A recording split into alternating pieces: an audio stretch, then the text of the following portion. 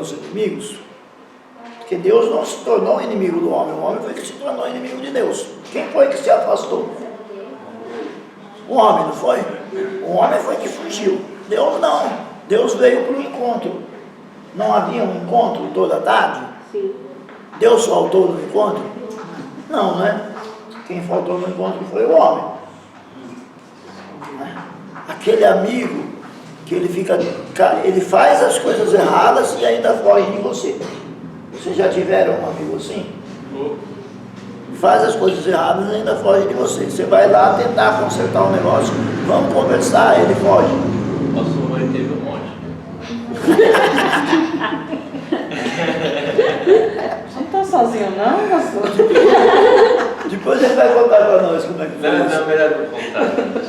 Bafucaço. Deixa sem contar. É bafocado. Bafucaço que é melhor. Então o homem é aquele amigo que foi procurado para refazer um acordo, vamos conversar, vamos refazer esse negócio aí, vamos ver o que aconteceu. Ele acabou, fez fugir mais. João, deixa eu fazer uma pergunta. Pois não.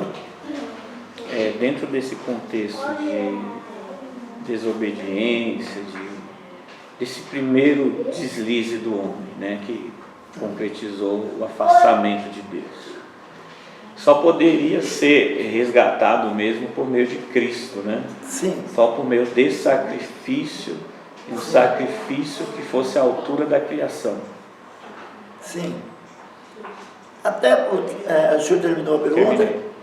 Até porque já estava no plano de Deus isso. Porque veja bem, quando Deus criou o homem, Deus não foi pego de surpresa, Deus já sabia de tudo que ia acontecer. Né?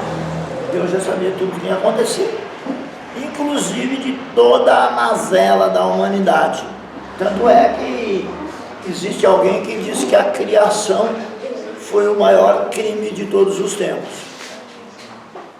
Coloca Deus como um criminoso. Porque diz o seguinte, se Deus já sabia que o homem iria pecar, e que o pecado do homem traria tanta desgraça, para que criar? Para que criar? Então tem gente que diz que taxa Deus de criminoso. Diz que a criação foi o maior crime de todos os tempos.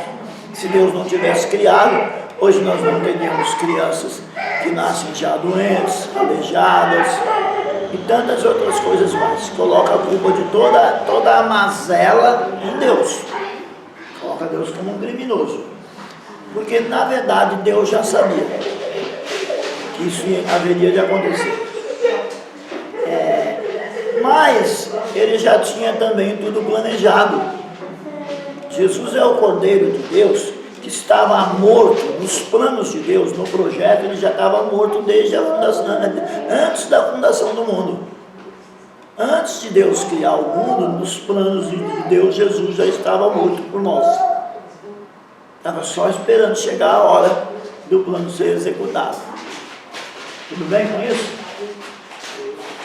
Então, só poderia realmente ser ele, por causa da santidade de Deus. O sacrifício não podia ser um sacrifício que tivesse mácula. Mas eu falava das outras religiões. Então, as outras religiões também têm essa ideia de sacrifício. Porque a ideia, ela nasce no Éden. Ela nasce quando o problema ocorreu. Mas com o passar do tempo, ela vai se deturpando.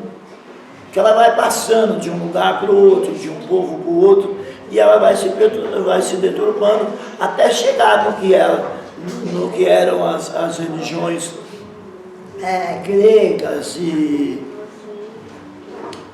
gregas e até anglo-saxônicas, que é aquele povo que deu origem aos ingleses, lá, os anglo-saxões. Todos os povos da antiguidade tinham seus sacrifícios, e todos eles são uma deturpação da ideia de sacrifício surgida do Éden, né? Da ideia de sacrifício surgida do Éden. E aí vai surgindo todo tipo de deturpação da ideia de sacrifício em várias religiões. É por isso que parece que o cristianismo está imitando as outras religiões mais velhas. Não é que o cristianismo está imitando. O cristianismo veio cumprir o verdadeiro propósito de Deus na questão do sacrifício, que as outras religiões durante todo o tempo erraram e até deturparam, começaram a oferecer o sacrifício aos demônios ao invés de oferecer a Deus. Então essa é uma questão profundíssima, né? Não é uma questão para se tratar assim de uma maneira tão rápida, porque isso é uma questão de filosofia da religião, ciência, história da religião, é uma questão bem para se estudar bem detidamente. Né? Quero fazer uma pergunta. Nessa questão aí do perdão aí, quando o homem peca e Jesus teve que vir para nos resgatar, né? Porque senão morreríamos no pecado. Antigamente, então, quer dizer que se o simplesmente dizer, Senhor, eu perdoo meus erros, os meus pecados, a misericórdia de Deus não alcançava o povo? A questão de só do perdão daquele momento, mas não de ser salvo? Só um minutinho, por favor. Eu preciso saber, você usou a palavra antigamente, não é isso? Do Antigo Testamento. Antes, é isso que eu preciso entender para eu poder te responder. Você se refere antes do ministério de Cristo. Então tá bom, então vamos lá. A salvação nunca foi pelas obras e nem pelo sacrifício em si. Sempre foi pela fé. Então o que sempre contou foi a fé com que se oferecia o sacrifício. Tá bom? Fé em quê? Fé no Salvador que haveria de vir. Porque desde que o Salvador foi prometido lá em Gênesis, todos começaram a aguardar esse Salvador. Então, a maioria das culturas, por mais antigas que sejam, elas têm um Salvador. Que Salvador é esse? É aquele Salvador lá de Gênesis que foi mudando no pensamento dos povos com o decorrer dos tempos. Aquela semente da mulher que foi prometida em Gênesis.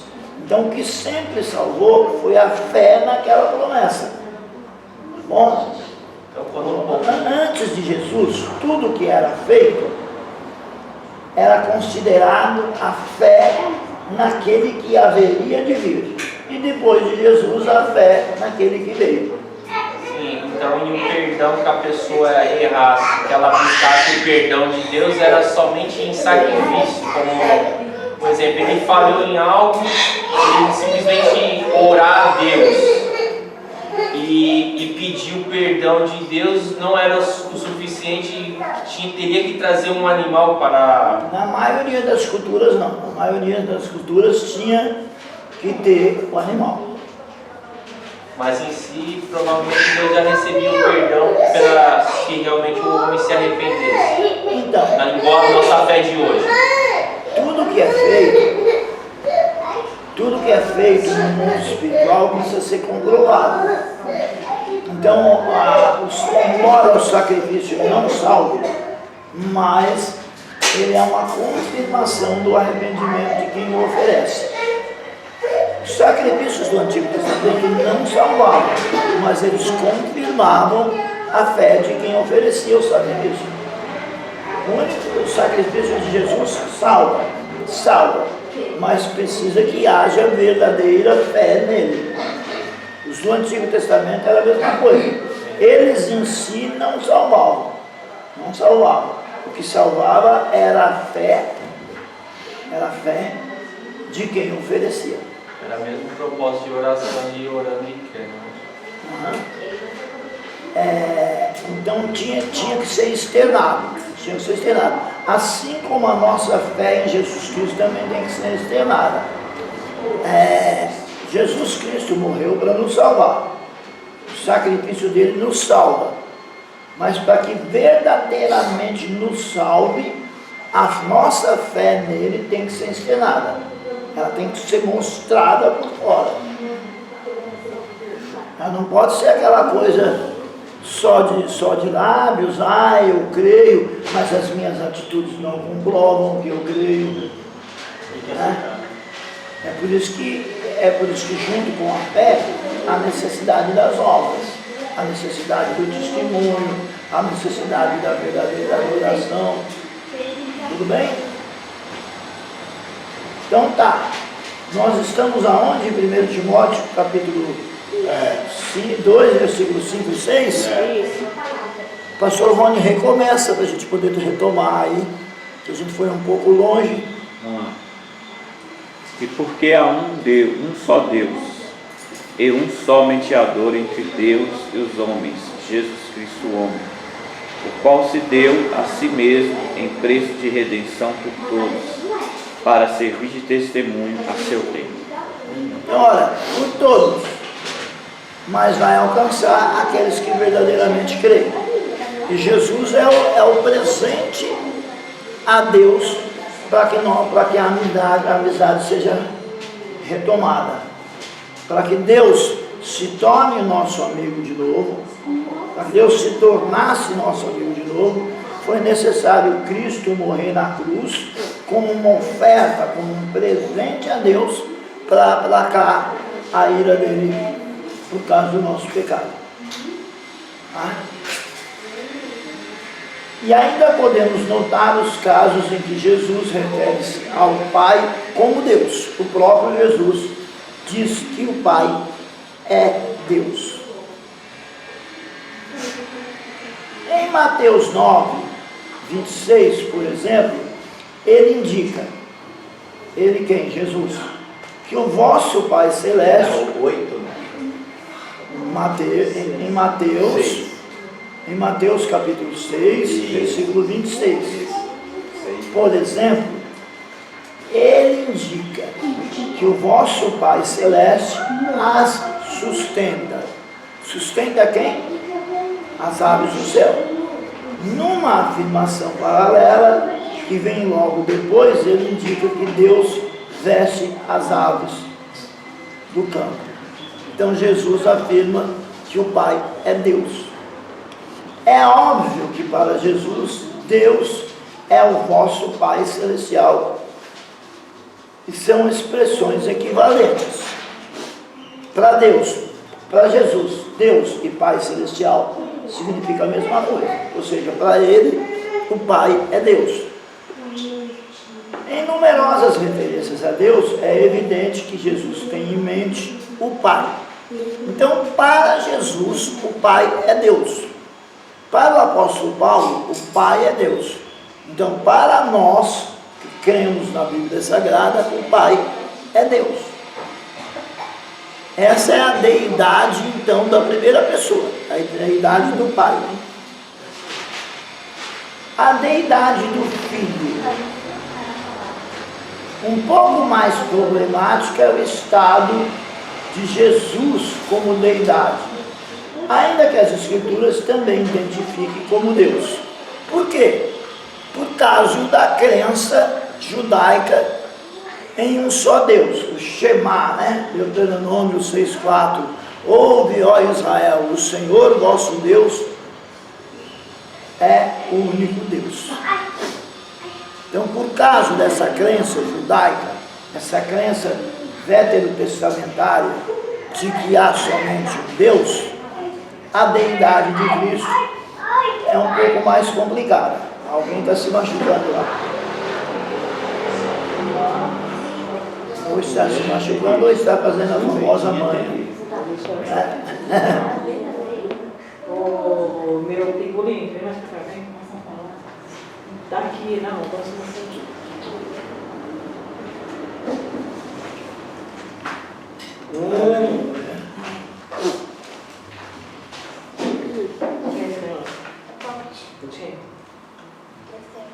Glória a Deus.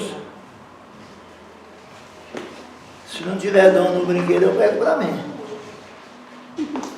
Ô João, como é que fica, por exemplo, assim, lá em Deuteronômio 6,4, o Shema, né? Existe a promessa de Deus enviar o Salvador, isso há no coração do judeu, certo? Certo. E quanto eles não creram em Jesus, né, quando veio, né? E eles acreditam até hoje no Messias, né? Como que fica essa visão para eles? Eles acreditam que o Messias será de fato o Filho de Deus, ou eles creem no Messias como um profeta que vai trazer a salvação para eles?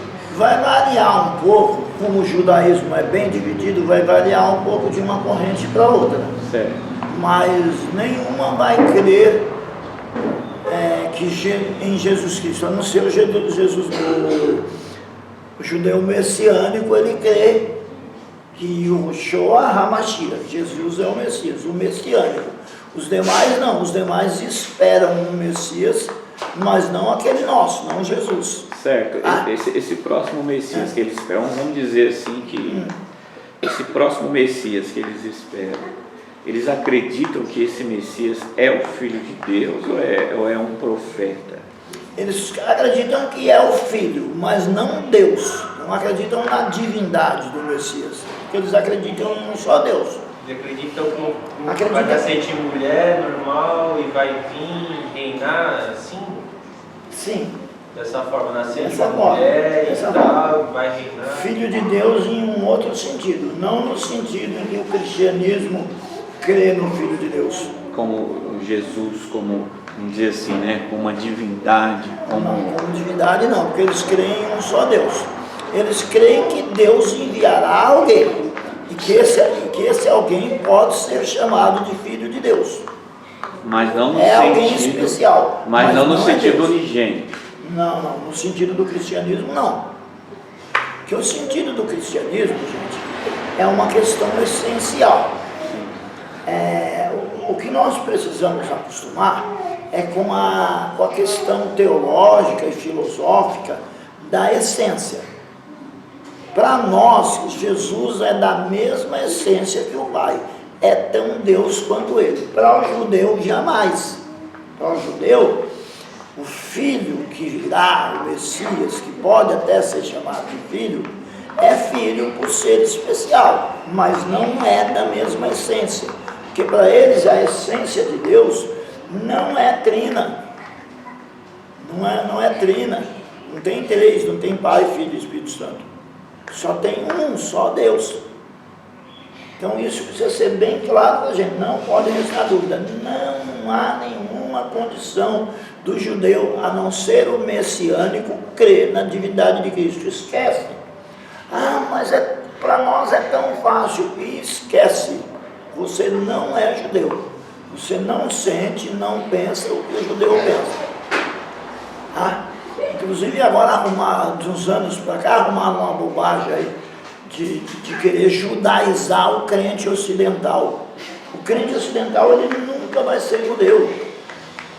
As testemunhas de Yahushua, agora parou, né? Diminuiu bastante o ímpeto deles, mas eles queriam obrigar a gente a acreditar que a gente era igual o judeu de descendência judaica, que tem aquela cultura, que tem aquela fé. Não tem, nós não temos.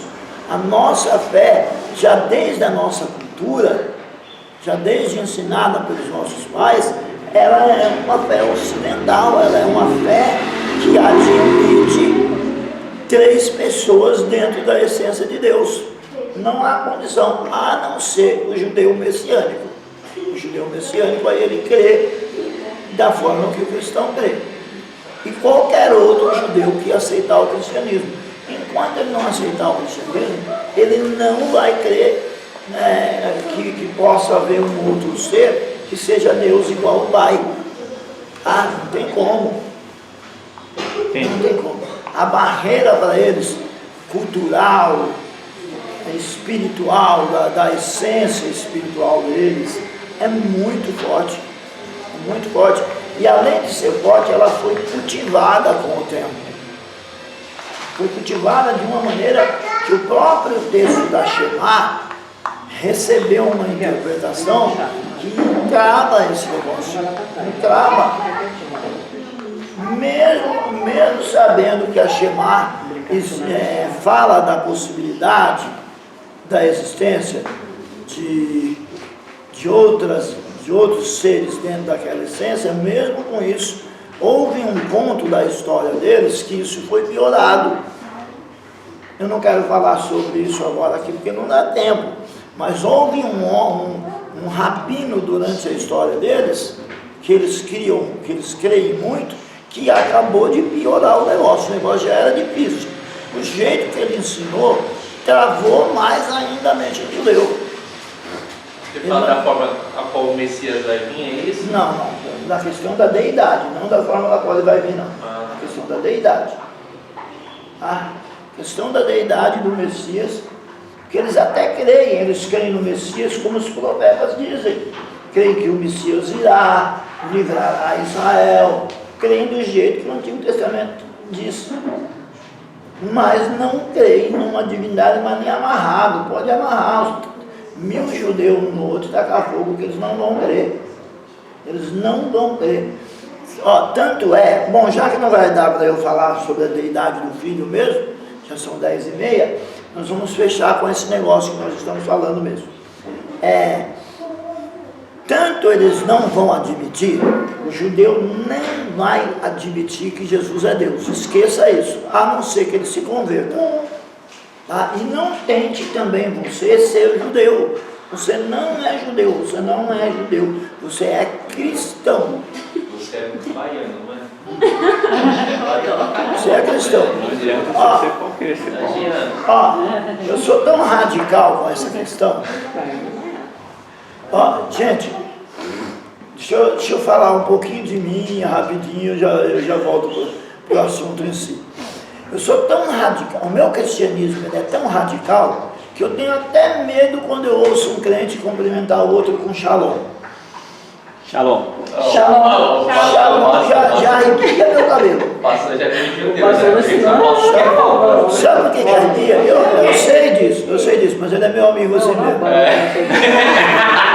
Eu sei, Senhor ama ele, continua amando ele. continua amando ele. Mas por que me dá medo? Gente, falando sério, eu sei que o pastor Rony cumprimenta com shalom. Mas por que eu falo que me dá medo? É um jeito de eu falar, me dá medo. Porque eu não sei, no caso dele eu sei o que tem, porque eu já conversei com ele, mas eu não sei o que tem na cabeça, no coração, do crente que cumprimenta o outro com shalom. No caso do pastor Rony eu sei, porque ele é meu amigo há muitos anos. Mas eu acabei de conhecer o irmão falar para mim shalom, eu fico preocupado. Eu fico preocupado com o shalom dele. Se tiver com o pipa na Só um cabeça. minutinho, deixa eu me explicar, senão vai pegar mal para mim. O pastor já fez um. O que acontece? Eu acabei de conhecer, ele não, porque eu já conheço há muitos anos, já converso com ele, já sei o Marcelo, no final da aula não pode brincar, no final da aula tem que ser sério. Vamos fechar com chave de ouro. No final da aula tem que ser sério. Então, por que com ele eu não me preocupo? Porque ele eu já conheço há vários anos, eu já conheço o pensamento teológico dele. Mas eu acabei de conhecer o abençoado fala para mim, shalom. Eu não sei o que está na cabeça e no coração dele, se ele não está meio judaizado. E judaísmo não salva, o que salva é Jesus Cristo. Eu fico extremamente preocupado quando eu vejo o pessoal pregar Flávio Joséfo no púlpito. Flávio Joséfo não salva. Pregar o Midrash, o Talmud, essas coisas não salvam. O que salva é Jesus Cristo. Inclusive nesses comentários judaicos, há heresias em alguns, há erros em alguns. É muito bonito, a fé judaica é muito bonita, mas ela não salva. Essa é a minha preocupação quando eu vejo o irmão falar shalom. Eu prefiro paz do Senhor, a paz do Senhor Jesus, paz e graça, bom dia em nome do Senhor, shalom, me assusta um pouco. A não ser as pessoas que eu já conheço. Por exemplo, eu tenho um professor que saúda com shalom. Inclusive, ele saúda, a saudação dele é a coisa mais linda. Porque ele diz para mim assim, shalom arrema.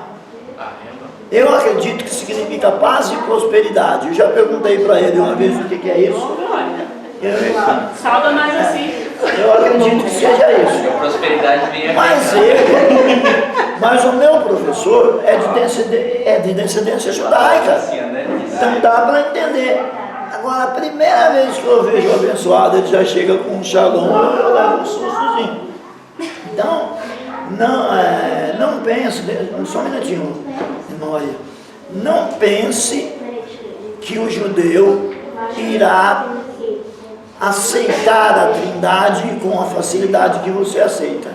E também não concorde com tudo que eles pensam, não, porque nem tudo está certo. Pois bem, minha irmã. O que significa shalom? Paz. Shalom significa paz. E os judeus, pelo que eu entendi, pelo meu pouco entendimento, os judeus, todos serão salvos. Não.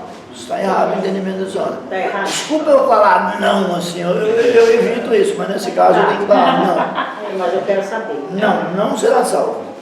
Nem todo judeu será salvo. O judeu, para ser salvo, ele tem que crer em Jesus Cristo. Se ele não crer em Jesus Cristo, ele vai perder a salvação como qualquer outra pessoa. E o judeu põe tanto no chão para quê? Para não ser salvo? É igual o canal. Mas isso não é problema. Isso aí não é problema. Peraí. Segura aí agora, o final da aula é sério. A senhora disse o quê? Que o judeu faz o quê? Ele Se abaixa ali no chão. Fica fazendo as E não vai ser festas. salvo. Isso não tem problema não, porque está cheio de crente que também faz isso e também não vai ser salvo. Amém. Misericórdia. Cadê o céu? Shalom. Tá bom? Shalom fica com eles. Oi? Claro, quer falar comigo. Pois não, irmão. Sobre a Shalom que o senhor falou, a gente veio da igreja, quando eu cheguei aqui, foi um pouco difícil para mim, porque a gente vinha, Pai do Senhor, a paz, irmão. Quando eu cheguei aqui, o pastor Shalom, a gente ficava, o que eu falo, né? Quem que eu respondo para ele? O que ele está dizendo Shalom? Ele não sabia, ele não via do... Aí agora, explicando, que o senhor explicou, agora deu para entender o que ele dizia, mas eu que não vim 9 anos, Pai do Senhor, a paz, irmão, aí a gente não entendia. Eu fiquei meio assustado, será que ele é? Antigamente era paz, mas não. Vocês Já parou? Como é que tá? O que ele está falando? Mas vocês entenderam, gente, Eu ficava com medo de falar para ele assim, Shalom. gente, mas vocês me entenderam Entendi. qual que é o meu temor? No caso dele eu não tenho temor nenhum porque eu conheço ele. Mas eu acabei de conhecer a pessoa e eu fico preocupado. Porque o que está acontecendo é que estão tentando judaizar a igreja. E a igreja não é para ser judaizada.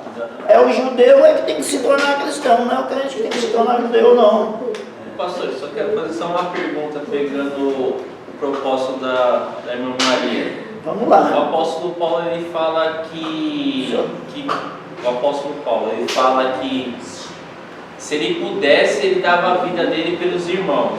Isso. Porque os irmãos foram cortados e nós fomos enxertados. Isso. Só que chega um momento que dá de entender como se os judeus fossem salvos, mas esses judeus que serão salvos é o que vão acreditar no Messias? Espera um pouquinho. Não dá de entender. Quando você diz que dá de entender, você precisa já de cara saber que esse entendimento está errado. Tá bom? Não dá de entender. É o pessoal que lê a Bíblia sem muita atenção ou lê sob influência de pessoas que ensinaram errado. O texto não dá isso a entender. Pode continuar, por favor. Não, então explica esse trem aí. Então, o texto não dá isso a entender. O texto ele é bem claro. Pastor Rony, o senhor não vai mandar eu embora não, né? É o povo que está me segurando. Não. Não, explica o trem. Eu digo isso por causa do horário, né? A gente tem um acordo de horário. E eu preciso trabalhar, eu tenho 4 moleques. Tá certo que agora eles não são mais barrigudinhos, agora tá todo mundo saradinho, mas eu ainda tenho 4, entendeu? Então não posso ser mandado embora não. Antes eu falava que eu tinha 4 meninos barrigudinhos e remelentos. Agora eles não são barrigudinhos, se falar que são remelentos, eles brigam comigo. Gente, mas brincadeira essa parte, acontece o seguinte, o texto, Marcelo, não dá a entender, porque o texto é bem claro. Paulo escrevendo aos Gálatas, ele diz que o que é salvo, que será salvo, não são as descendências de Abraão, é a descendência de Abraão. E aí ele explica qual descendência? Aquela que estiver em Cristo. Então não tem dúvida, Paulo não deixa dúvida nenhuma que o judeu que não crê perderá a salvação. Isso aí é o pessoal que entende mal o texto. E um pouco da culpa disso eu jogo na conta dos pregadores judaizantes. Que judaizaram, continuam tentando judaizar tanto a igreja, que bota na cabeça dos crentes que o judeu já está salvo. E aí ferrou, porque aí ninguém quer ser missionário lá em Israel. E precisa mandar missionário para lá. Lá é como qualquer outro. Alô? Eu gosto quando pega fogo assim, pode falar. Ela está comentando aqui assim, né? Que ela está falando aqui, mas não foi que Deus escolheu o povo judeu? Tá, eu chego lá também. E eu já tenho outra pergunta. Segura, aí. segura. Já estamos armados aqui já. Alô, alô. Eu gosto quando pega fogo assim. E o Renato tá com outra pergunta também, quero saber da adoção já depois. Eu gosto quando pega fogo assim. Eu vou até arregaçar. Eu gosto quando pega fogo assim. O senhor tem que ter misericórdia de mim, porque vocês são vários e eu sou um só. Mas eu gosto quando pega fogo, porque exercita os neurônios. Então vamos lá, uma coisa de cada vez. Né? Deixa eu recolher os braços aqui. Arregaciar as pontas, deixa eu botar a manga no lugar. O irmão Cláudio pulou até o bigode ali agora. O irmão Cláudio deve ter uma fela no bigode. Então vamos lá, gente, vamos lá, vamos brincar, não, vamos pegar sério. Eu começo a brincar, depois falo para não brincar. Vamos pegar sério esse negócio. Então o que acontece? Do Marcelo está certo lá. Isso. Paulo deixa claro que o judeu que será salvo é só aquele que crê em Jesus. É isso? Certo. Qual é a outra pergunta? Os judeus, né, foram um povo escolhido por Deus. Tá, Aí, então, na teoria do povo, que lê a Bíblia, até a minha também, eles já são salvos. tá. Então vamos lá. Aí eles estão esperando um Messias. Tá bom. Porque senão, se eu deixar a senhora continuar falando, a senhora vai emendar o outro. Já Eu já tô indo junto com ela. Alô. Por que eu paro vocês? Porque vocês, sem querer, vocês emendam uma pergunta na outra. Então deixa eu responder uma, aí depois eu respondo a outra. Essa teoria... Pode continuar. Tem aqui. Essa teoria é uma teoria equivocada. Deixa eu arrumar um culpado para isso. Vou bancar. Pastor Rony já tem. Gente, pega firme. Vamos ver ali. Pega firme. Não brinca não. Pega firme. Eu vou arrumar um culpado para esse negócio. O culpado disso são os... Eu vou brigar com você, Marcelo. Vou brigar de verdade. O culpado disso são os pregadores que ficam ensinando o povo a idolatrar o judaísmo. Que o povo judeu, que fala mais de judeu do que de Jesus Cristo. Igreja é lugar de se falar de Jesus Cristo. Sermão é para se falar de Jesus Cristo. O povo judeu, sabe o que a gente faz? A gente respeita a história deles. Pronto, acabou. Eles não nos salvam. Quem salva é Jesus Cristo. Então vamos parar com esse negócio de tanto judeu, porque Flávio José. Gente, Jesus. Amém. Jesus.